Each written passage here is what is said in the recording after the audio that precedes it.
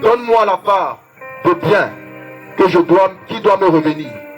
Et le père lui partagea son bien. Peu de jours après, le plus jeune fils, ayant tout ramassé, partit pour un pays éloigné. Et il dissipa son bien en vivant dans la débauche. Lorsqu'il eut dépensé, une grande famine survint dans ce pays. Et il commença à se trouver dans le besoin. Il alla se mettre au service d'un habitant du pays, qu'il envoya dans ses champs garder ses pourceaux. Il aurait bien voulu se rassasier des carouges que mangent les pourceaux. Mais personne ne lui donnait. Étant rentré en lui-même, il se dit, combien de mercenaires chez mon père ont du pain en abondance, et moi ici, je meurs de faim. Je me lèverai, j'irai vers mon père, et je lui dirai, mon père, j'ai péché contre toi, contre le ciel et contre toi. Et je suis plus digne d'être appelé ton fils. Traite-moi comme l'un de tes mercenaires. Et il se leva, et il alla vers son père. Comme il était encore loin, son père le vit et fut ému de compassion. Il courut se jeter à son cou. Oh, désolé. Il courut se jeter à son cou. J'ai perdu la référence. Il courut se jeter à son cou et le baisa. Le fils lui dit, mon père, j'ai péché contre le ciel et contre toi. Je ne suis plus digne d'être appelé ton fils. Mais le père dit à ses serviteurs, apportez vite la plus belle robe et je la revêterai. Mettez-lui un anneau au doigt et des souliers aux pieds. Amenez le veau gras et tuez-le. Mangeons et réjouissons-nous. Car mon fils qui est voici était mort et il est revenu à la vie. Il était perdu, il s'est retrouvé. Et il est retrouvé. Et il commençait à se réjouir. Amen. Cette histoire nous parle de l'humanité. La Bible nous parle d'un fils qui était dans la présence de son père. D'un fils qui était dans la présence de son père. Dans la présence des délices. Dans la présence là où il y avait les richesses. Dans la présence où il y avait la gloire. Mais à cause de sa voix, il a décidé de suivre sa propre voix. Il a dit, mon père, donne-moi, je vais suivre ma propre voix. Et en suivant sa propre voix, il est arrivé où il a dépensé tout ce qu'il avait. Il a donné son autorité au monde, au point où il a été dépouillé. Je vous parle de l'histoire de l'humanité. Autrefois, nous étions dans la présence de Dieu. Autrefois, nous étions dans les délices. Nous étions là où il y avait la gloire de Dieu. Mais à cause de la voix de l'homme, l'homme a décidé de pécher contre Dieu. L'homme a décidé de s'éloigner. L'homme a décidé de prendre son autorité, ses richesses et de donner au diable. Parce qu'en accusant le diable, il était en train de donner le pouvoir que Dieu lui a donné.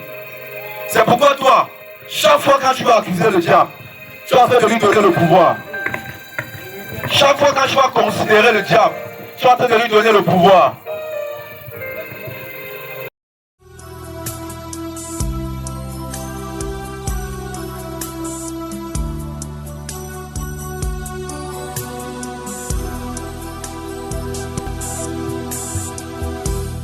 Ton amour, ta puissance ta présence est dans ma vie.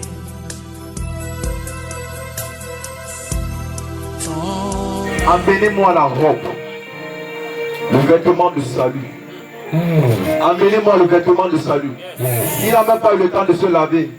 Il sentait. Mon frère, tu peux sentir. Mais à cause du vêtement de salut qui est sur toi, quand je te vois, il voit la justice. Il a dit, amenez-moi le vêtement de salut. Amenez-moi ce vêtement.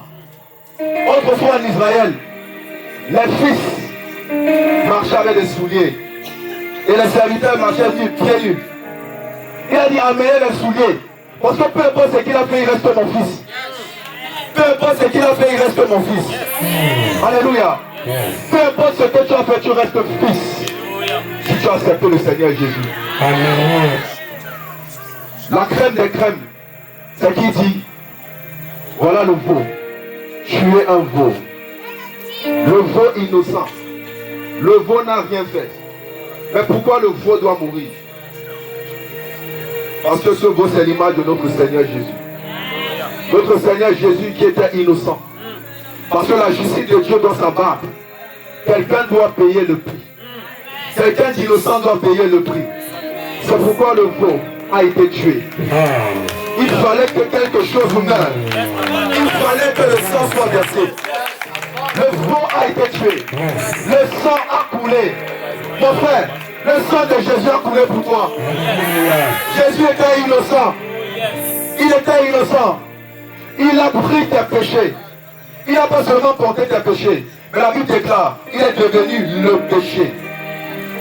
Dieu l'a fait pécher, afin que nous devenions en lui justice de Dieu. Il est devenu l'essence du péché. À la croix, la justice de Dieu, la sainteté de Dieu et son amour se sont accomplis. Dans le jardin de Dieu, dans le jardin d'Éden, il fallait que la justice de Dieu s'accomplisse. C'est pourquoi l'animal a été tué. Il fallait que la sainteté de Dieu s'accomplisse. C'est pourquoi Adam et Ève ont souffert la séparation avec Dieu. Et l'amour de Dieu les a appuyés. Mon frère, à la croix, la sainteté de Dieu devait s'accomplir. C'est pourquoi Jésus a souffert la séparation avec Dieu. Cette même séparation qu'autrefois Adam a souffert. Le véritable Adam que le Seigneur Jésus-Christ a souffert également cette même séparation avec Dieu. Mon Dieu, pourquoi m'as-tu abandonné? Jésus a souffert la séparation avec Dieu. Pour que toi, tu ne sois plus jamais séparé de Dieu. Il a souffert la séparation avec Dieu. Pour que Dieu soit toujours avec toi. La justice de Dieu s'est abattue sur lui. C'est pourquoi il fallait qu'il meure. Il était devenu l'essence même du péché. Et l'amour de Dieu devait aussi s'accomplir. C'est pourquoi Jésus est resté à la croix. Par amour pour toi et moi. Quand il a pensé à toi, quand il a vu ta situation, il est resté à la croix. Et la première parole qu'il donne, dans une intense douleur, dans une intense souffrance, dans une intense douleur et souffrance, la première parole d'amour qu'il donne, il dit, Père, pardonne-les. Car ils ne savent pas ce qu'ils font. Ils ne savent pas ce qu'ils font. Pardonne-les. Il a fermé sa bouche comme une brebis muette devant ceux qui l'attendent. Afin que toi et moi, nos bouches soient toujours ouvertes. Afin que toi et moi, nos bouches soient toujours ouvertes. C'est pourquoi partout où tu pars, tu dois proclamer Jésus. Il a fermé sa bouche afin de te donner une bouche et une sagesse à laquelle personne ne pourra te résister. À laquelle personne ne pourra te résister. Oh Seigneur Jésus. À la croix, ses bras étaient tellement ouverts. Parce qu'il disait, venez à moi. Vous tous qui êtes fatigués, peu importe ta dénomination, peu importe ta couleur de peau, peu importe ta taille, peu importe ton âge, les bras sont ouverts. Les bras sont ouverts. Parce qu'à la croix, il a vaincu. Il a vaincu la mort. Il a vaincu la mort. À la croix, il a vaincu le péché. À la croix, il a vaincu pour toi et pour moi. Golgotha s'appelle le lieu de crâne. Et vous savez la prophétie de Genèse 3,15. Ah Seigneur. La postérité de la femme t'écrasera la tête. Et toi tu lui blesseras le talon. Golgotha au lieu de crâne. il fallait que la croix soit éclatée pour écraser la tête. Et on a blessé le talon. Ses pieds ont été crucifiés. On a blessé le talon. Mais la tête a été écrasée. La tête a été écrasée. Il fallait que cette prophétie s'accomplisse.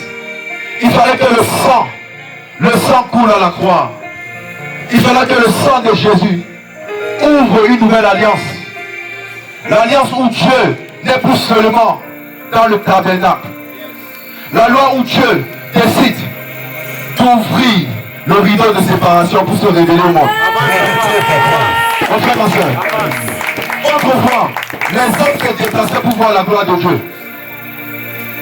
Mais aujourd'hui, c'est la gloire de Dieu qui se déplace pour se révéler au monde. Parce que tu es la maison de Dieu. Tu es le tabernacle de Dieu. C'est pourquoi Pierre et Jean dit, je n'ai ni un ni argent, mais ce que j'ai, parce que je suis devenu dans la maison. Il est arrivé devant le paralytique, il a dit, regarde-nous. Parce que la gloire n'est plus au temple. Ne regarde plus au temple la belle. Regarde-nous. Parce que c'est à nous que la gloire est. Et ce que j'ai, je te donne au nom de Jésus. Lève ton marche. Comment tu fais ce genre de prière? Prier pour une petite maladie, tu commences à prier du matin au soir. Comment tu fais ce genre de prière? Le Seigneur t'a donné l'autorité. Comment tu utilises cette autorité? J'ai lu dans ma Bible, les prières du Nouveau Testament n'étaient pas longues. Parfois les longues prières, c'est en train d'incrédulité. D'incrédulité.